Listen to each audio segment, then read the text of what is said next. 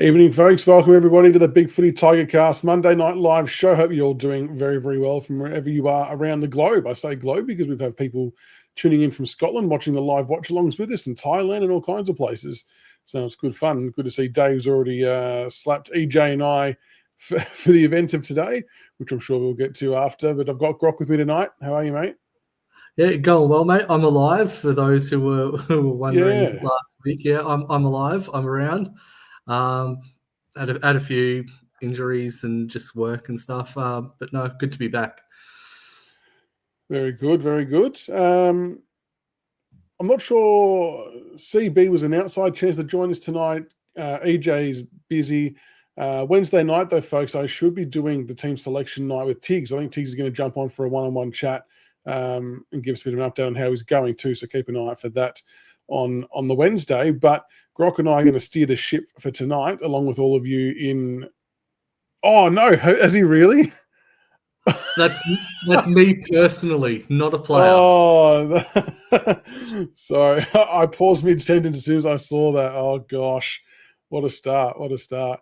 Like we do most weeks, we do talk about the North Melbourne Death Ride chart. Now, I didn't actually have time today to update the chart, but I'm just jumping on the ladder now. I don't think it's changed at all, though. No, we're still at the same point in time. The Kangaroos are still 17th on the ladder, which still gives us pick 2 and our very own pick 3. They obviously lost to the Pies. They actually kept it close for a bit, didn't they, Grok? They were kind of hanging about, and I thought, oh, God, they're going to get the job done here, but then the Pies pulled away, which was good to see. Yeah, good to see for us. They pulled away in the last quarter. I think, much like us, the Kangaroos just ran out of puff in the last quarter. Collingwood got the roll on and just ended up with a pretty comfortable win in the end. And they've got the bye this week now, the Kangas, and then they come up against the Eagles straight off the bat. So that'll be a big test in Bunbury. So that's not really a gimme then, is it? Yeah, that's going to be a fascinating watch, obviously, all around, because, again, both of those sides, they've got a massive impact on our overall finishing position as well. So not just the death ride for North, but also, West Coast and possibly getting a win there. I do think the Kangas will get up in that one. But, yeah, it's going to be fascinating. The cripple fight. It could be a live show. Who wrote that RSC? It could be a live death ride for sure. Cam, we'll answer this one quickly, but then we're going to loop back to the Harley Reid stuff later. But essentially, yes, you are right. If they were to trade Harley Reid hypothetically to us for picks 2 and 3, and if they do get the big compensation pick for Oscar Allen, then yes, they could end up with 1, 2, 3, and 4 in theory. But we'll loop back to Harley Reid shortly because there's a little bit of an update on that front as well, which is made things very, very interesting. But we'll jump Travis, straight. No, Travis, our practice game against the Eagles was at Mineral Resources Park. It was their home base. Yes, that's their training ground. Yeah. Mineral Resources. So, right, well, we'll get stuck into the Essendon game of the AFL variety first, then we'll touch on the VFL after. But Essendon defeated Richmond 11-15-81 to 8-10-58 by 23 points. It was an interesting game, Grok, wasn't it? I mean, the first 3 quarters, I thought we showed some positive signs. We hit the lead at various stages. We just couldn't seem to kick back-to-back goals to extend the lead at any point in time. But even at 3-quarter time, we were only 12 points down. And then obviously got blown out of the water a little bit. I won't say too much in the last quarter, but for all the commentary around the game about maybe how much we fell away in the last quarter, I still walked away feeling like I said a bit more about Essendon only being able to break us in the last quarter off a 5-day break with the plays we had out than it did anything else. So I actually thought, all things considered, we weren't so bad. Yeah, absolutely. I think you nailed it there. We'll take more out of that game than I think Essendon will, given the situation, the 5-day break, obviously no Bolter, no Lynch. The forward line, essentially a bunch of nobodies. And to be in the game for 3 quarters is a massive achievement. And I don't think it's fair for the criticism that Uze's copped. for the game and some of the moves that he made. I just think, you know, this time last year, without Bolter, without Lynch, that was probably an 80-point loss. You can see there's been definite improvement in all areas of the ground this year. There's clear direction now with ball movement. You can see the intensity. You can see what they're trying to do with the tackling pressure.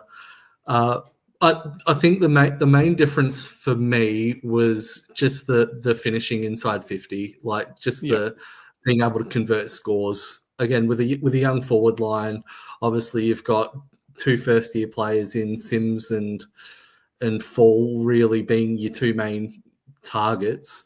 It was going to be a lot of work was going to be left up to the smalls to hit the scoreboard, the smalls and the midfielders, and we got belted in the midfield in the clearances, and the smalls weren't really impactful on the scoreboard either. Like Seth Campbell had his quietest game for the year. Steely Green was quiet.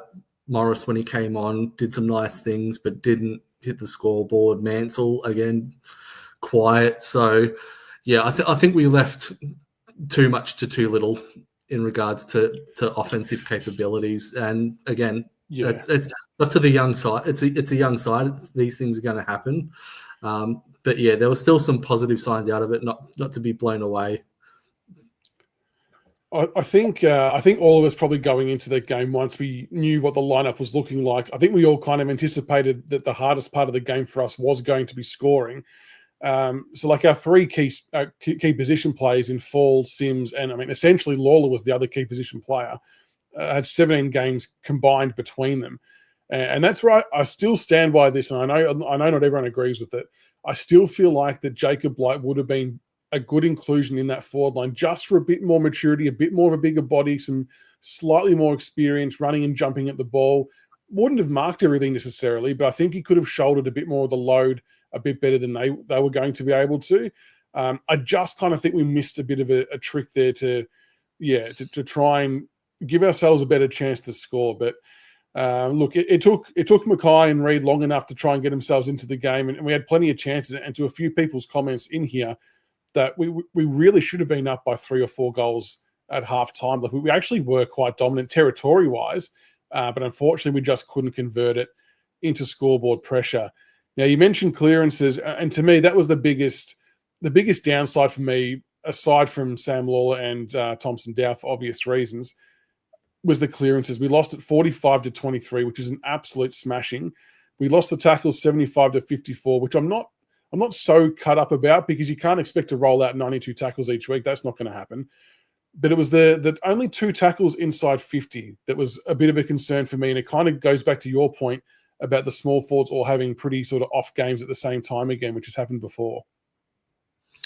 Yeah, and I think it's part of the game plan where, and they made a comment about it on the game with the commentators, where they mentioned that a lot of our smalls push up the ground in terms of pressuring and everything. And what that means is when we get the turnover and we go long, they're out of position. They're not in position for the crumb. So a lot of the times, especially with the young forward line, obviously Sims and Fall, Trainer was up there as well at various points as well. For the young blokes, when they aren't contesting, that they get outbodied. Obviously, they got outbodied by Mackay and everything. So it's just intercept, mark, and release out the back as well. And they get caught in between. They're not in the right position for defensive transition, but they're not, in the right position to offensively pressure either. So I think there needs to be a little bit of work with Chris Newman about how our forwards are setting up in both areas of that, especially when we do win the ball. But yeah, I think there needs to be some tweaks with our midfield as well. I thought the main shining light for me there was McAuliffe. I think he really was the one who showed us what being able to win a ball looks like. He looked like he was the only one there of our midfields that was genuinely winning the ball. Yeah. Whenever it was there to be won, or at least halving it. Whereas Hopper and Taranto, as good of a season as they've had, they got absolutely torched on the outside when they didn't win the ball, whereas Kane was able to run both ways. Yeah, it's interesting. There's a couple of iffy efforts from Taranto with not chasing it. It could have just been cooked after the big game the week before as well, which I would completely understand.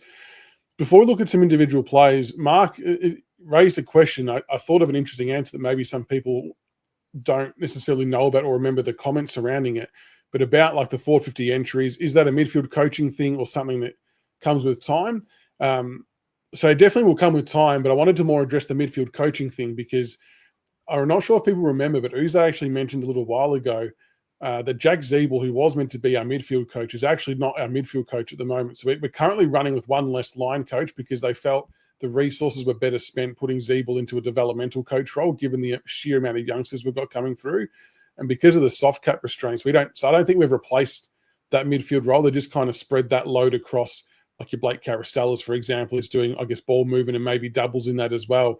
So to kind of answer that question in a roundabout way, we don't actually have a fully fledged midfield coach at the moment because of what we decided to do with Zeeble instead.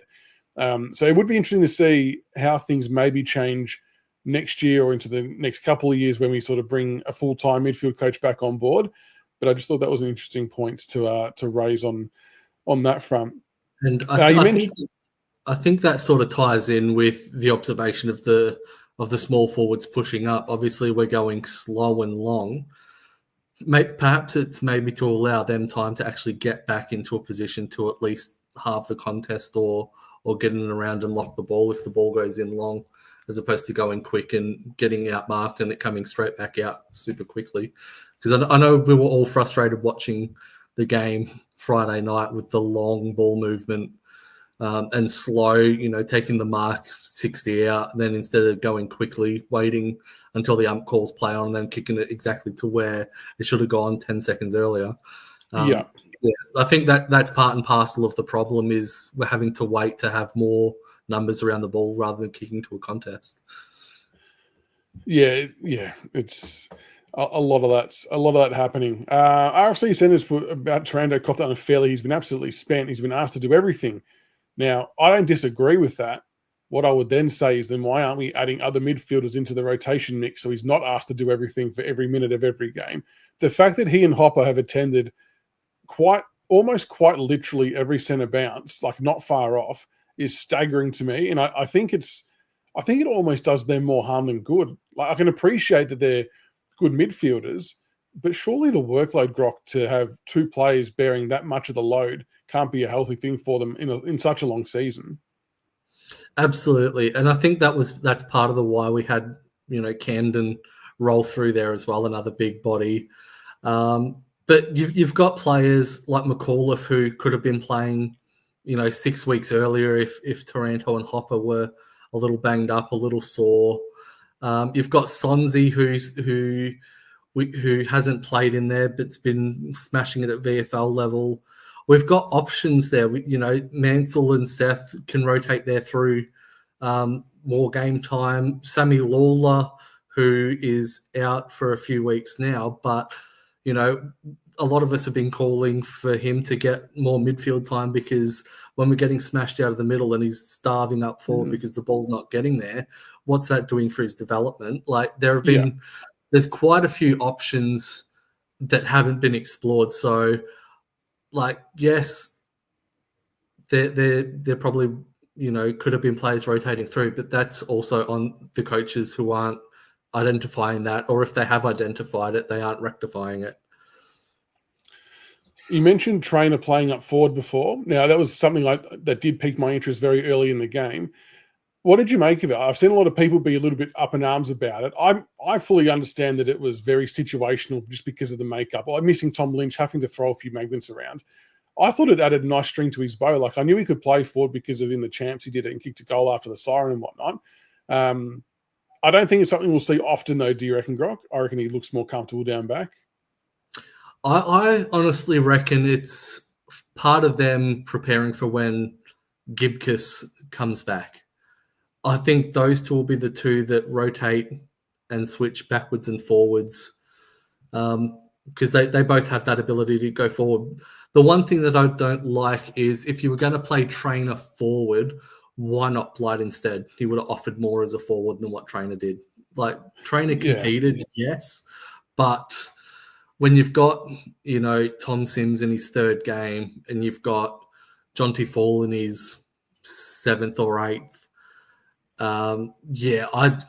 I would much rather have had Trainer stay down back and then have either Kaczynski or Blight as a big, bigger bodied forward, more experienced forward. And Campbell Gray, I thought he was very, very good again in his second game of AFL. I tell you what, if you were to watch that game for the first time, you would not at all suspect he was a second gamer, much like a lot of our other players. But I feel like that he showed, we've seen a lot of our newcomers as a forward, but as a defender, he showed some great composure and poise, made the right decisions, loves a big thumping spoil. I thought he was super, and I would love to have him stay in the team almost at all costs. I know that's a big call, but he looked so good down there. Absolutely. He was very impressive. Absolutely. I think he's going to be another one that needs to play consistently. You've seen that he offers us something. Defensively, he was great. His kicking was pretty good for a big bloke, which is a little bit of a difference to Blight in that way. Blight has often let himself down kicking-wise. Yeah, I think Gray's definitely one that that competes well and will offer us. I can see him taking broad spot long-term as that taller-ish third type defender. Yeah, okay, interesting. Possibly. I can definitely see that happening. I really like him. And a few people just pointed out that he's yet to lose a one-on-one defensive contest. So that's now he and Miller who have really good stats in that category. Yeah, absolutely. And it's no secret that we've felt for a while that our defense has probably been our strongest part of the ground. I know we've had a couple of games that are blown out, but I think we've more identified that being to do with the midfield and wing and half forward pressure rather than the actual defenders. So that's a credit to them and being able to keep their stuff together. They've done a pretty good job. Speaking of Ben Miller, I mentioned him before. I thought he didn't get the credit he probably deserved for that game as well. Like, I know we lost and it sucks, but I thought him and probably the back line in its entirety, Broad and Vlosten had really good games as well.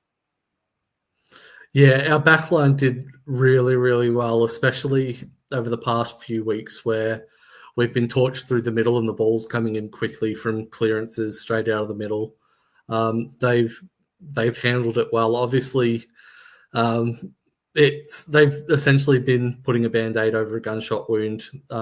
They've done extremely well to hold a lot of the forwards, but yeah, it goes back to the mentality of whole ground defense that Dimmer instilled. While the defenders have done really well, especially without Bolter, it comes back to, again, the midfield putting that defensive transition in, setting up properly for the contest, because we saw it last year. We've seen it in a couple of games this year where if our midfield aren't competitive if they're not winning the ball and they're not shutting down the space for the opposition mids when they win the ball, we get opened up, and our defense, as well as it stands up, will get scored against. So again, it comes back to probably the back 66% of the ground. That's where a lot of the defense needs to be on point. The forward half is great when we've got possession.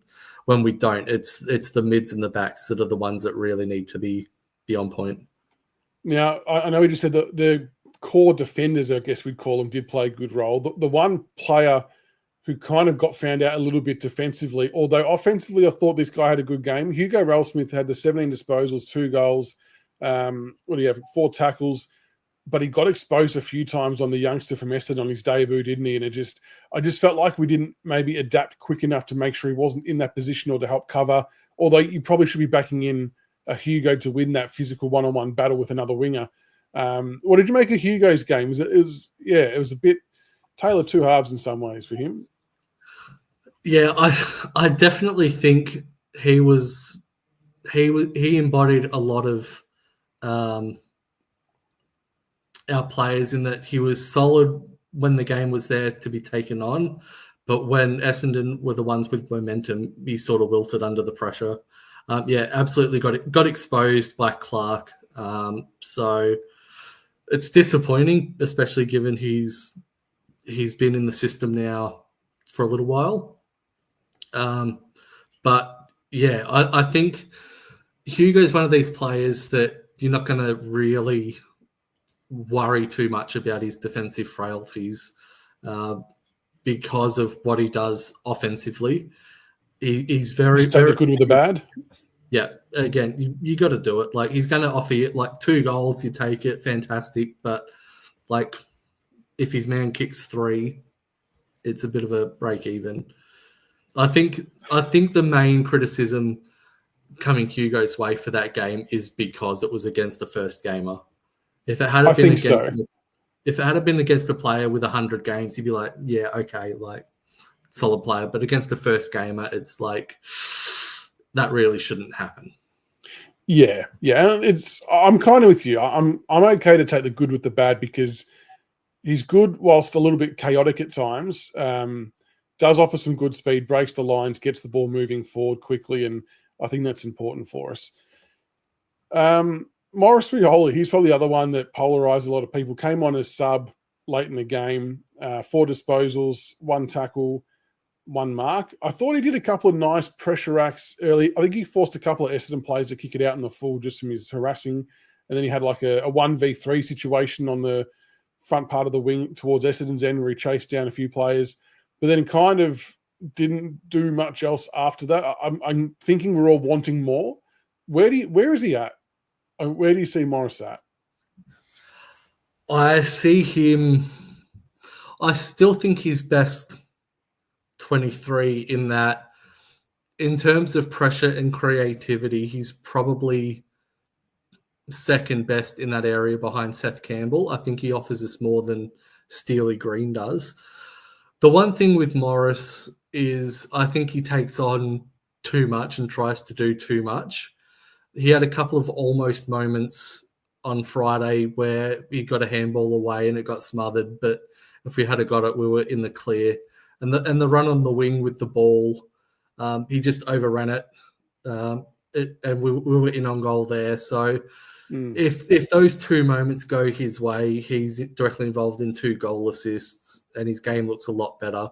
He's a 50-50 player where a lot of the good things he does come from the result of him winning 50-50s through pressure or the inferred pressure that he brings. He can be creative, but again, he can also do some things that make you scratch your head that players of his experience now shouldn't be doing. He makes the easy look hard a lot of the time. But again, I do think he's our number 1 pressure player. As much as, we've got Campbell, we've got Green, we've got Mansell, none of them have that aura that MJ does when he's on the ground. You can see when he's running at players, they panic, whereas you don't see that with a lot of the other small forwards that we have. So I do think we need to get that right. And yeah, I agree, Morris needs to work on his fitness a little bit. But part of that comes from getting games in. He's not going to improve his fitness throughout the season if he's not playing at AFL level. So I think it's up to the coaches to get the best out of him, rev him up. And I don't think he comes on as sub. I think that was the wrong game, especially with the rain. A sub didn't allow him to get that space with his pace and his acceleration. I just think, he should have started if that was the case. And Sam Banks, tell you what, this is now the 3rd game in a row he's put in a really, really good effort. 29 disposals, 8 marks, 2 tackles, 608 metres gained, which was leading the way for us. I'm not sure if it was the highest for the entire game or not, but he's put together 3 quality weeks of football on the half-back line. And I know there's still little bits and pieces he's got to tweak and adjust and with the balance between defending and attacking and things like that. But it's hard not to be impressed by how he's adapted to the role in the absence of Jaden Short. Yeah, I think that answers the question now of who's going to replace Rioli. We've got one in Banks. Obviously, he's probably not going to be as defensively sound pressure-wise as what Dan was, but yeah, he's had a ripping month nearly. Getting the ball, he's hitting targets, which is nice. He's winning the ball as well. He's not just finding it, but he's winning it, which was one of the main concerns that a lot of people had with Banks was, is he just the outside type runner, or can he win his own ball when the contest is there? And he's doing that. I think he's starting to know what his limitations are. He's not trying to take on too much. He's not trying to do those 60-meter runs down the wing. He's, okay, I've got the ball. I'm going to hand it off, or I'm going to do the 30-meter kick upfield. He's playing within himself, and he's being rewarded for it. So, yeah, he's actually had a ripper few weeks.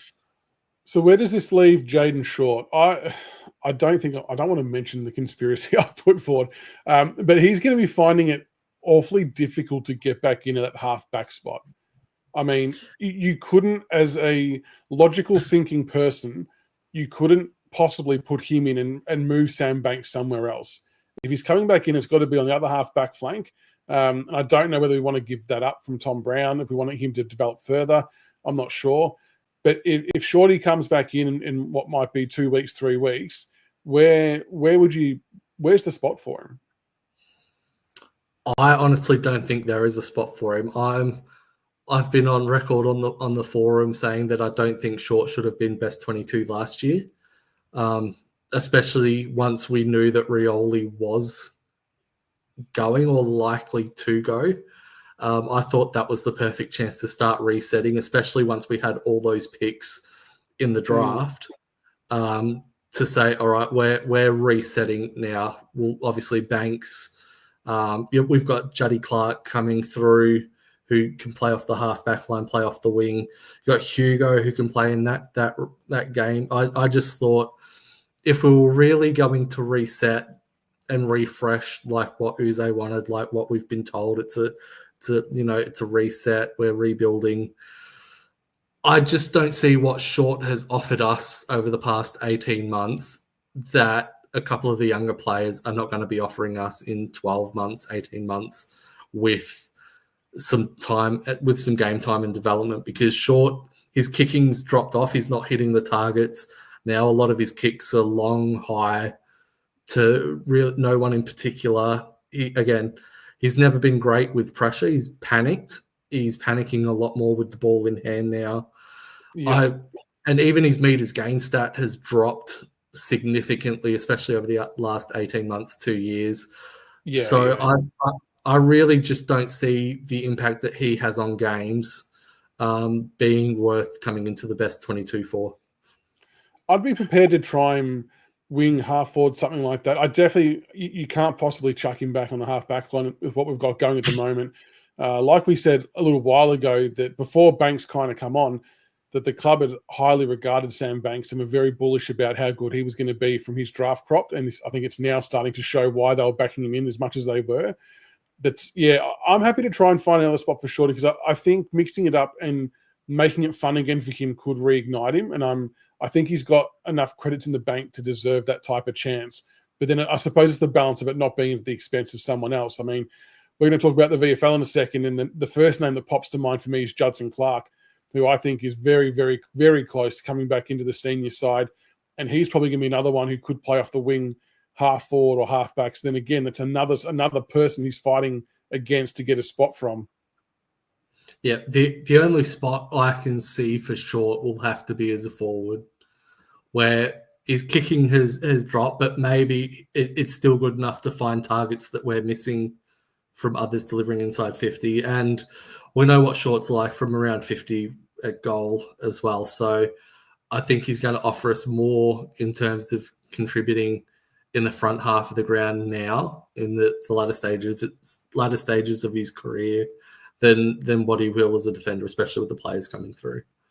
Yeah, no, I think so as well.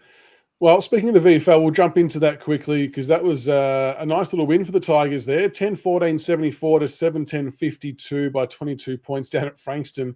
I'm just laughing because of thinking back to Juddy Clark's set shot that went about 35 metres to the left because the wind got a hold of it, like 100%. A golf slice or a hook shot. It was crazy.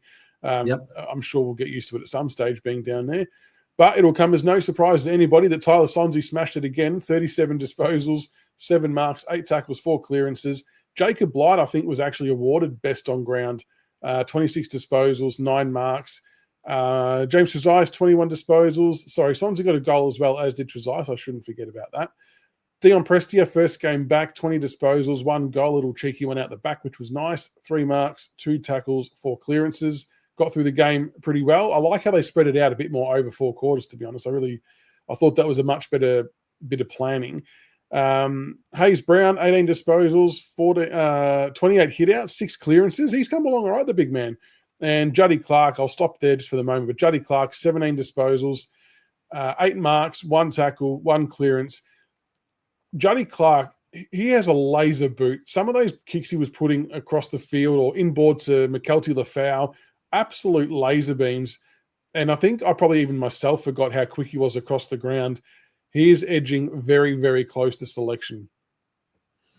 Yeah, he was the one that really stood out. His kicking in those conditions where players were, underestimating the wind or, distance-wise, he was nailing players on the chest 40, 50 metres away. I think he was the one who adapted to conditions more than any player on the ground for his disposal. Other than that shot at goal that he had, I had to have a laugh. 30 out and it ends up 15 metres out on the full from directly in front is nuts. Crazy. It was ridiculous. The only time I've seen wind like that is the only other oval I've seen wind like that is at Williamstown. The wind there, it can be pretty brutal as well. But yeah, Juddy Clark, I think, is definitely going to be another one that Uze is going to be wrapped to work with.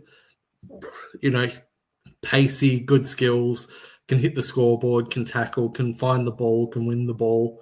He's a bit of a jack of all trades, master of none, but he's going to be a very, very good player. And what did you make of Dion Prestia's return? I thought it was workmanlike for me, and I know it's not a great comparison because I'm talking about a first-year player and a veteran, but seeing what he was doing at the VFL level is kind of what I was hoping Smiley was going to do at the VFL level. Just coast around with these, get his disposals, make it look really easy and simple. But I thought Dion, he was probably quiet in the first quarter and then really got into the game. Didn't really do anything damaging, I guess, bar the goal, but he was doing the right things. So the question then becomes, is that enough to come back into the senior side this week, or does he need to do another couple of games in the VFL from a match fitness perspective? I'd give him in the VFL until after the bye. The reason why I do that is we've seen the pattern over the last 2 or 3 years with Dion where he'll play, 1 or 2 games in the VFL. He'll come in and he'll play 1 game at AFL level and he'll break down and he'll be out for another 3 or 4 weeks. I just think he needs to get continuous footy without the pressure and rigors of AFL level football. I know. I had it in my mind, RFC. That's why I said breakdown. I think that we can't trust him to come into AFL level without, something happening to him. So until he can prove to us that his body's right, I'd much rather him playing at VFL level where it's not a significant impact on our bench rotations in the AFL level if he was to go down with something. I would do another week or so as well, just to be safe. Give him another 2 weeks. Against the Giants, against the Swans, and then he's got the bye, and then he can come in after that. To be fair, RFC, he'd be on the plane regardless because our VFL team's playing just before the AFL team. So I'm not sure we should read into that too much because he was on the plane no matter what, just based on where that game's fixtured. Now, my man, Jasper Elgar, I did tip him for 4 goals. We only got the 2. Could have had 3, but he had 13 disposals, 3 marks. I'm probably being biased. I'm probably at the point of no return. I'm very committed to this cause, so forgive me. But he's got to be close. He's got to be close. Plays tall, plays small. I know his time will come eventually. And I suppose in my mind, I'm just trying to work out, would he offer more currently in the senior side than what Steely Green's outputting? I know Steely probably does a lot more pressure acts than maybe what Jasper would do. But are we at a point now where we need to try and actually hit the scoreboard a bit more to keep ourselves in games or chances to win games as opposed to the pressure? Like, do we need to remix up and try and find balance? I don't think we can play Steely and MJ in the same side. They're both predominantly pressure forwards, first and foremost. But I think that MJ has more offensive weapons in terms of like scoreboard impact and going through the middle. So if he was to come in, it would be for Green, in my opinion, and I think he should be coming in. I think he definitely deserves the call-up over the past few weeks. And so what? He doesn't pressure, he doesn't chase as much as the other small forwards. He's a genuine scoreboard threat, which is what we're lacking. If he presents really, really well. He's crafty, he's nimble, like he's exactly what we're missing in that forward line. Our forward line right now is very vanilla, very, one note, get the ball in. It's either a mark or we take the shot from 50. There's no in between. Why not have another player who can, win the ball on the ground or take a mark overhead? I don't see what we've got to lose. Yeah, I'm with you. We'll touch on some of the other players quickly. Tyler Young, first game back, I thought did a really nice job. 12 disposals, 3 marks, 1 tackle. He'll be much better for the run. Liam Force at the tap, 12 disposals. He got 1 goal, 8 hit-outs. Good to see him doing a little bit of ruck work as well. So that's something, I suppose, to keep up your sleeve for the future.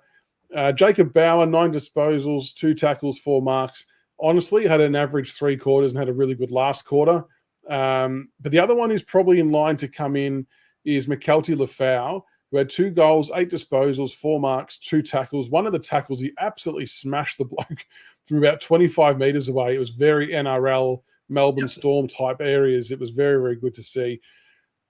I'm tempted to play McKelty Lafau this week, but I would also understand why you would want to give him another week in the VFL. Similar reasons to the Prestia scenario. Obviously, McKelty's coming off a longer recovery. I nearly said the word, a longer recovery.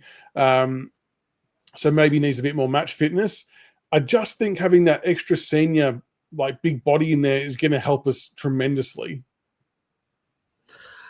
Yeah, I do think Lafau plays at some point this year. I just think coming off, that significant layoff that he had, and even then he'd only played 6 or 7 games at AFL level prior to going down. I think he's best playing another couple of weeks in the VFL. I think it depends on, for me, it'll hugely depend on Tom Lynch. If he isn't available, I would pull the trigger on the McKelty coming into play this week. I just don't think we can expose, to RFC's point, we can't expose Jonty and Sims again with no proper, genuine, big body backup to shoulder the load. It's not fair on them, and GWS are far more proficient defensively than what Essendon are, and they will torch us even more than what we think they might. If we don't have a big body down there. So if Lynch doesn't get up, I would have to strongly consider Lafau coming in, would be the only caveat. Otherwise, I'm okay for another VFL stint. Yeah, that's a good point, Paul. Why rush Lafau when we can bring Blight in? I agree with that too, but they don't seem to want to do that. I agree wholeheartedly. Is insane. I don't know what Blight has done, but yeah, it's insane to me that he isn't playing at senior level. Yeah, I think he's showing that he's too good for VFL level. And I suppose the problem we've got by bringing in a Blight, a Lafau, whoever it might be, it is going to be at the expense of one of the younger kids. So it's again trying to find that balance of you want to develop the kids and get games into them, but at the same time you sort of want to also be structurally competitive and sound as well. And maybe it's not working as well as we want having two youngsters if it's too experienced and one youngster, but then you sort of prolong how long it takes to get games into them. It's a real body juggling act, isn't it? Like, I'm not sure what the right answer is, but I guess it becomes frustrating when you end up in games that you feel like you could have won, and that could have been the decisive piece of the puzzle with selection. Yeah. I think, and as much as I love him, he's my boy, I think based on what I saw on Friday, and granted the conditions weren't great, but Jonty's starting to look tired. And they'll naturally get tired for sure. And yeah, some of the efforts that he had weren't up to the standards that he had. His leading patterns were a little bit off. He looked slow. He looked a little sore. He wasn't pressuring with intent like he normally does. So yeah, I could probably see changes coming there as well. I think Jonty's had a pretty good stint now. I would like to see Fawcett come in again. I think Fawcett's. Mm-hmm. I think Fawcett was a little stiff to be dropped after his only game against Port in round 2. I'd like to see him at AFL level, but if not, I would like to see Lofau or Blight in. Yeah, agree. We'll whip through the fitness report. I'm going to do my very best not to stuff this up. So Tom Lynch concussion test, so hopefully he gets through that because we obviously need him. Kalina knee test, so he could be back as well. I've actually enjoyed Fawcett's ruck work, so that might end sooner than we think. Jaden Short calf, 1 to 2 weeks. That hasn't really progressed. It's probably actually gotten worse, if anything. Sam Lawler hamstring, 4 to 6 weeks. Bit of a bummer. I mean, it was shit out seeing him go down after I know he only had the 2 disposals, but 2 kicks, 2 goals. He was on great pace. And look, we've got the buy in there as well. I feel like they're going to be ultra conservative, given it was already a pre-existing concern coming to the club. So I think that's how they're going to manage. I'm thinking my way through this every step of the way. Thompson Dow Patella, 6 to 8 weeks. Now, that is a painful thing to have happen to you. I can tell you from personal experience. That one's an interesting one. Like, what's that? It's funny because Serple on the report said likely 8 to 10 for Dow. So I'm not wanting to shit on the kid because I've loved his work this year, but is that edging really close to long-term list or inactive list for a mid-season pick? Like, that would be on the cusp for my mind. Yeah, that's why I said before we went on that could be season done for Dow, based on what Serple was saying. He said 8 to 10 for Dow because it was a dislocated knee. And he said 3 games for Lawler that he'll miss. Yeah, okay. So I don't know if there's a cutoff for teams to submit a thing for the mid-season draft. If there's not, that is a genuine out, and it sucks because I've really loved what Thompson Dow's done this year, and he's been seriously improved no matter what people say. And it's just really terrible timing, but that could be an option. Then rounding it out with Taj Houghton and Josh Gibcus still tracking well. Taj is 4 to 7 weeks, Gibcus 5 to 8 weeks. So they'll be training with a non-contact hat very, very soon, which is going to be awesome. And Harry Armstrong, 6 to 8 weeks. Smiley still TBC. It very much just seems like it's a getting in shape and fitness perspective rather than anything else. It seems like the hammy itself's coming along fine. They're just wanting to get him in better physical condition before unleashing him again. Yeah, the one positive to come out of Dow's situation, I had to think carefully there, is this all but guarantees that McAuliffe is going to play extended football now. Based on the role that Dow's played at AFL level, that's the role that we're probably going to peg McAuliffe for now. Yeah.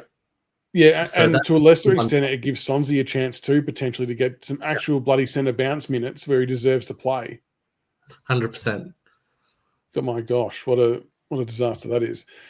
All right, well, that is the fitness report. I think we actually got through that unscathed, Grok, so well done to us. No one can blame us for anything that happens from this week onwards. Before we go into the preview of the GWS game, I do want to give a very quick update, and it's good that you're on because you can help add to this. The Harley Reid update. Now, I got a message today, and what I love that people out there who watch our show feel comfortable enough to message bits and pieces that they hear as well through different avenues. And, you do a little bit of digging and you try and see how valid it all is. And a lot of it sometimes checks out. And this is sort of, I feel like it's one of those times.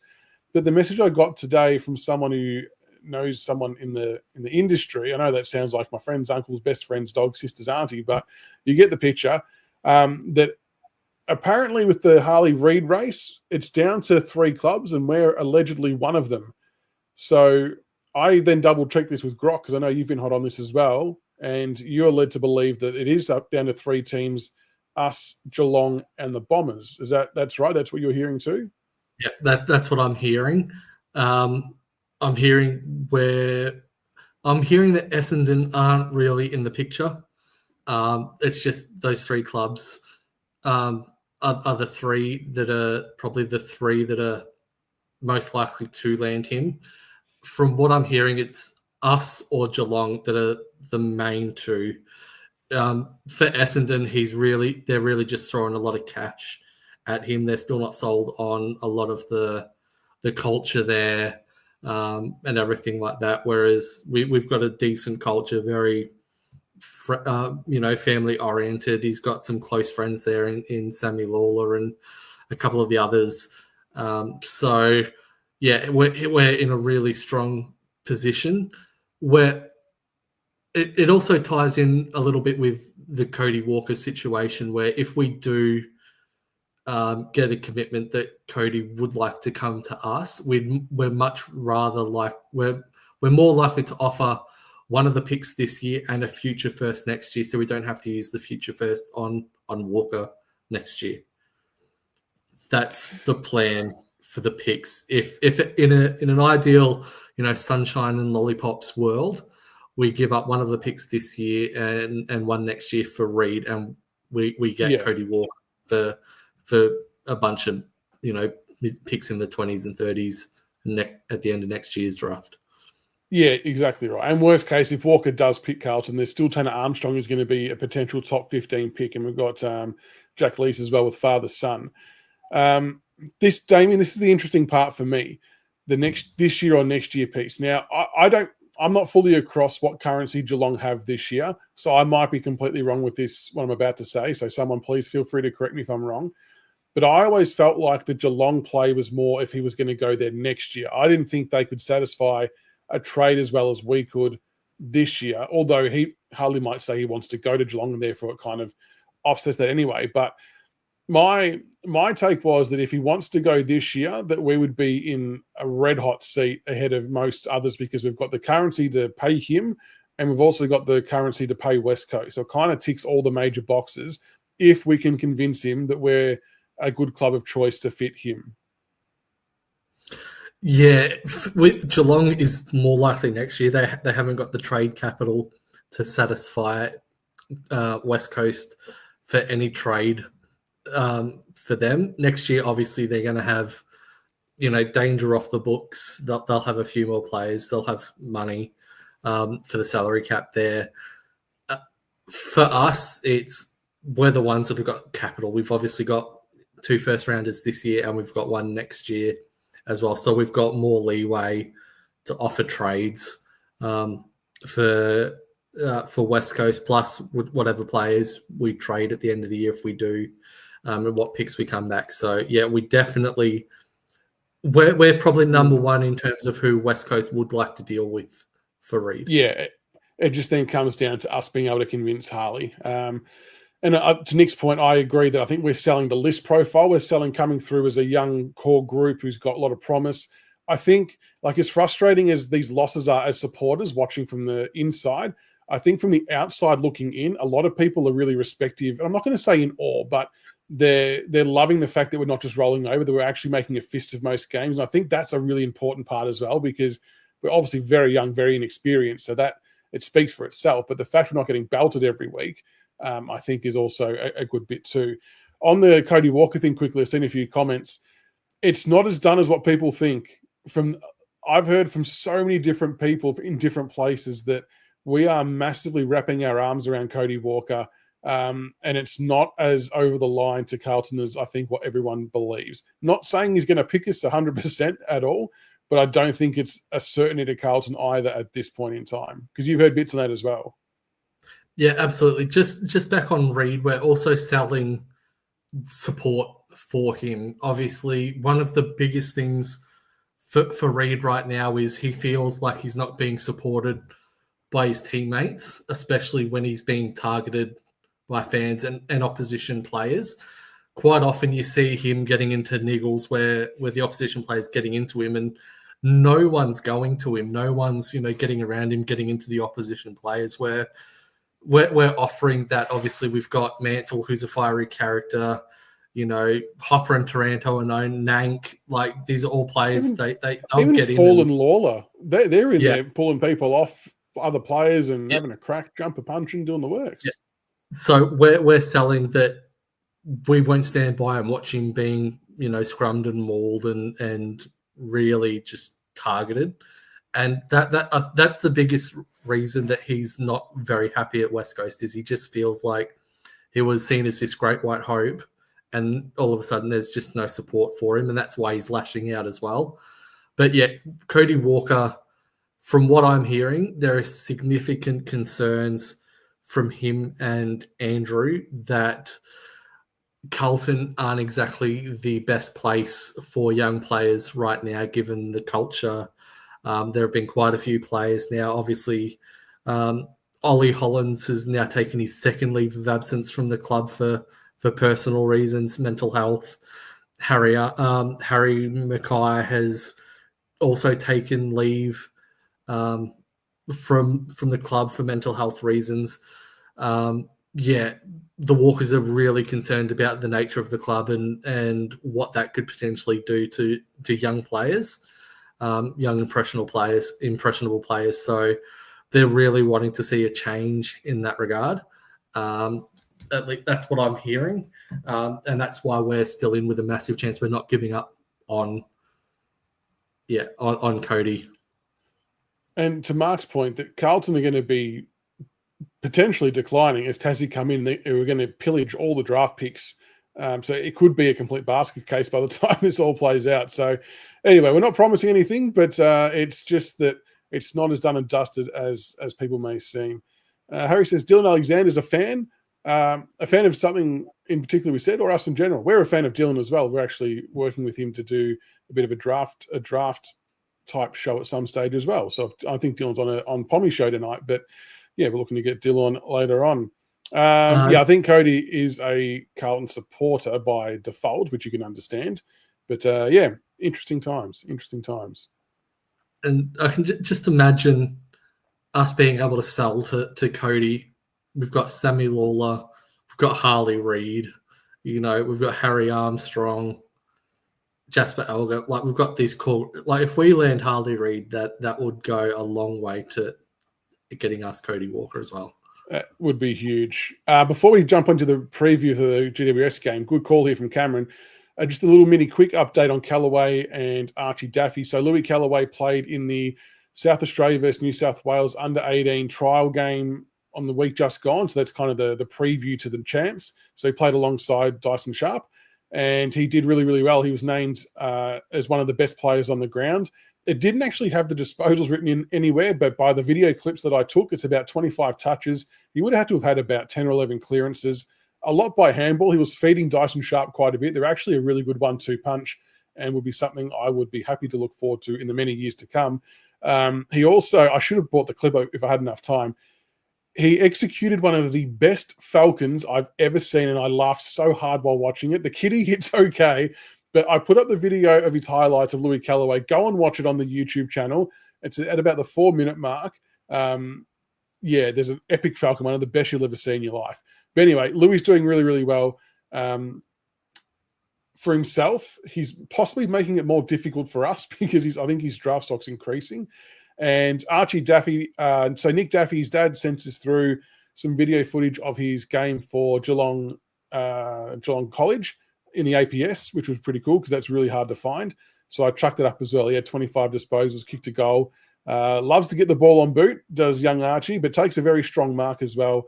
And yeah, so he's due for father-son next year, along with Jack Lees, who didn't play in the week just gone. So I'm not sure if he was on other duties of some kind, but I didn't see any stats for him.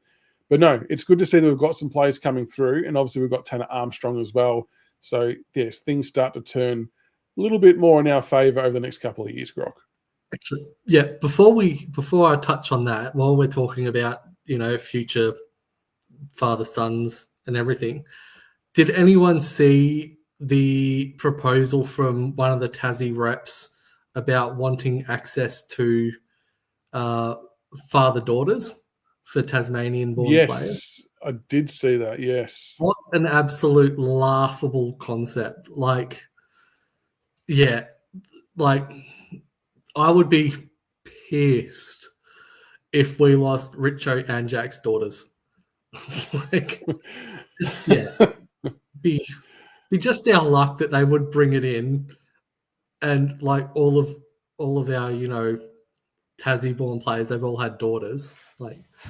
But yeah, I think we lose access anyway. Yeah, we're looking pretty comfortable in terms of father sons over the next couple of years, which is nice because we haven't really had much success in that regard. Obviously, Paddy Naish was the last one who was serviceable. I wouldn't say he was great. He did a couple of nice things, but outside of Bowden and Richo, we haven't really struck gold. Whereas you sit there and you look at Geelong, you look at Collingwood, who have struck gold, Bulldogs as well. It's just when's it our turn? Please come on. We're due for it for sure. So plenty to keep an eye out for. But yeah, check out the videos on the YouTube channel. All right, let's get stuck into very quickly the upcoming GWS game. We've got the Giants over in Sydney, which is going to be a bloody tough ask. There's no two ways about it. Let's talk about the ins and outs first, Grog. Obviously, some forced changes will be Sammy Lawler out, Thompson Dow out, and I would assume Samson Ryan's probably out if Nankervis is coming in. Lynch, we hope, is back in. Who else? What other changes can you foresee happening? Who else is coming in? Who else might be going out? So Nank is the logical in. Lynch, if he's fit, if he's over the concussion issues, if he's out of the protocols, they're the main two. It's just whether or not we want to actually make any more changes. Do we give Fall a rest and bring in Lafau or Fawcett or Blight? Does Sonzi get in? I mean, I saw some comments. Surely Sonzi comes in. But I've seen some comments about he looked pretty defeated after the game when asked about his current situation and contract for next year. It seems that he's being phased out just based on body language and his responses. So That's I'm not true. sure. I'm not sure if they've stamped Sonzi's papers as done and just aren't going to bring him in. Could even I'd be fuming. Could even potentially see Juddy Clark if we want to. I still think that's a little too early. Same as Lafau. He's played four games. Yeah, I can't see too many changes. Nick, probably not. Given the time of the game, I think it's a 3 or 4 o'clock game. I think we're 4:10. I believe that the club were looking at ways to get him to play the VFL game, which is at 12:10, I think. Yeah. But they had to make sure that all the flights home, there's no delays, there's no nothing, which I know you can't guarantee. So I'm not sure they'll even roll with it, to be honest, because of the risks attached. I definitely think he'll play VFL. That 3 and a bit hours. He should be back by 7 o'clock if it's an hour plane ride from there. But definitely not at AFL level. By the time the game finishes about 7:30 with the hour plane ride, 8:30 plus the half an hour wait, plus check in and check out at baggage at Melbourne Airport, plus getting home from the airport on a weekend, just won't be home in time for 10 p.m. So yeah, you definitely won't be playing AFL level this week. I can't see many changes other than that. So he can leave Victoria. He just has to make sure he's back home by 10 o'clock at night. Wherever he goes during the day, I don't think matters so much. It's making sure that he is back inside his own house at that point in time. So the only interstate options for Bolter are really Adelaide or Sydney, given they're about an hour each way. And it has to be it'd have to be the day games. Yeah, it has to be exactly. Yeah. Right, so the Giants are going to be tough to beat. There's no two ways about it. Their midfield scare me greatly with Callan Ward and Tom Green, Toby Bedford, who could do a tagging job on Taranto and potentially shut him out. Their backline also scares me with Sam Taylor, Lockie Whitfield, Lockie Ash is a gun, and I'm super grateful to you for making me put him in my draft team. But if we have a too inexperienced forward line, I just can't see us being able to kick a big enough score for this. I mean, again, we might defend okay. Hogan's going to be a handful, as is Toby Green, like always, in Cadman. But is there anything that you can see us doing change-wise, game style-wise, matchup-wise, anything to knock off the Giants over in Sydney? The one thing we need to do is really get stuck into Sam Taylor. Like, I don't know who it is. If we just bring in Nank and just sit him in the goal square all game, and just his only instructions are body the hell out of Taylor, hurt him, like really get stuck into him, because we don't want to be in the same situation as we were last week. Obviously, Sam Taylor is infinitely better than Ben McKay as a defender. So yeah, we don't want to have another repeat situation of just constantly coming in. If Lynch is in, it's Lynch's job to just niggle, aggro, like get stuck into him, like make him reserved, piss him off, make him play on the edge, because if he's just going to have a field day with the ball coming in and intercepting, it's going to be rough. We also need to shut down Whitfield and Ash. They're the main drivers through the midfield. I think we have to back our back line. Obviously, we do that every week, but at one of their players is going to get off on the leash. It's bound to happen at some point. Jesse Hogan always has a really good game against us. Annoyingly, I think he's with his combination of athleticism, leading patterns, and strength. He's a hard matchup for a lot of our forwards, our defenders. So again, it's really keep them under 80 points. That's the magic potion. I like it. Yeah, it's really just try and half contest. Like they're probably going to outmuscle us all over the ground, given their list profile, their size. It's just trying not to lose each contest really badly. Midfield's been a big issue for us in terms of stoppages, and they're a fairly strong stoppage side. They got some big boys in there. Are there any other things we can do to try and mitigate how badly we might get smashed in there? Because like we were sort of talking about the other week, that sometimes it's not even about the number of stoppages. It's about the quality of the exit of the stoppage that can be what hurts you more.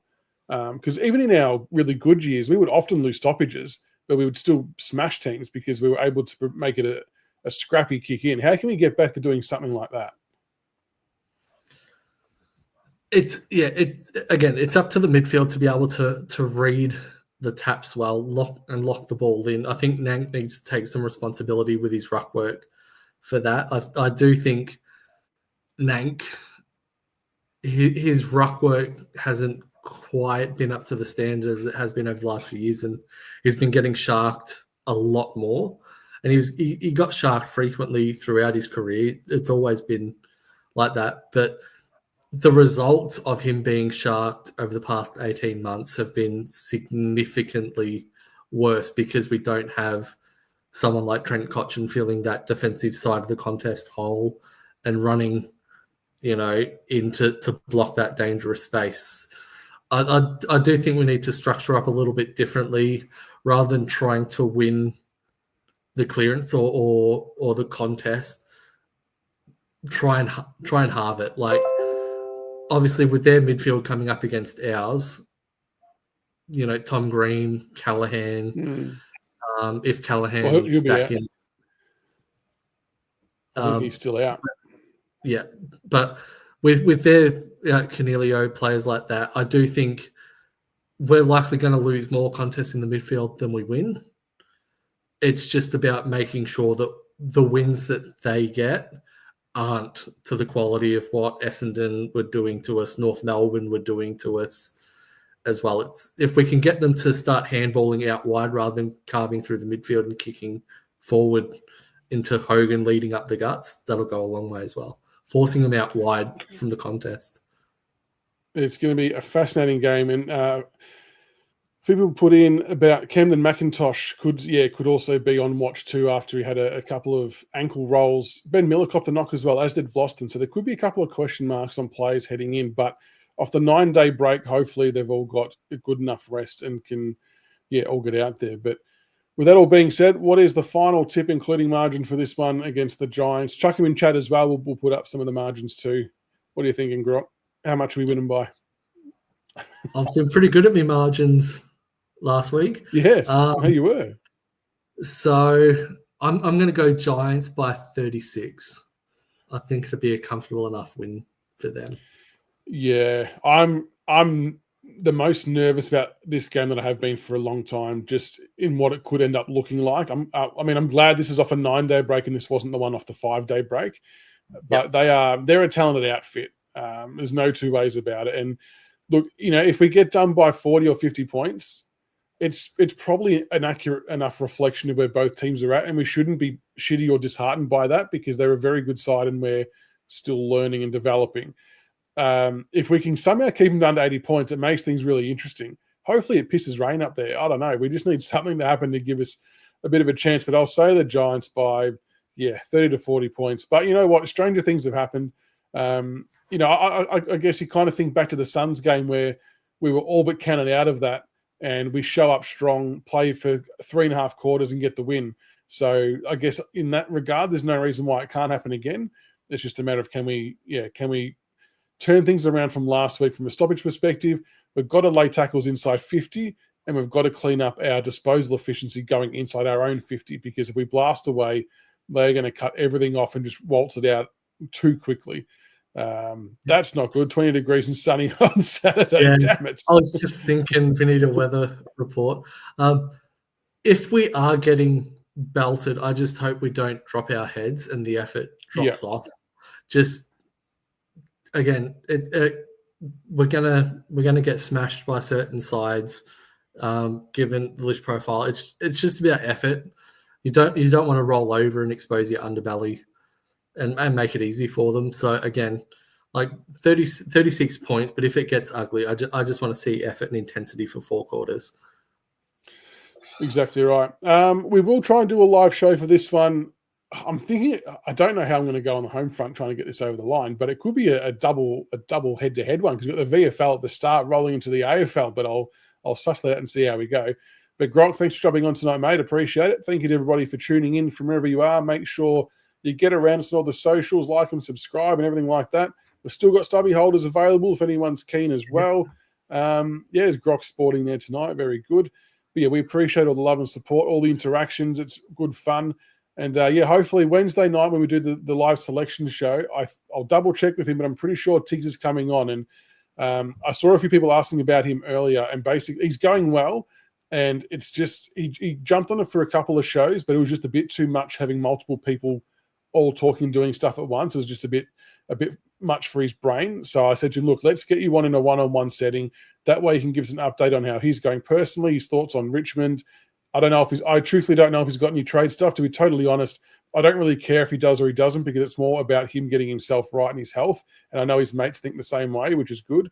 We'll hopefully have him on Wednesday night, so keep an eye out for that.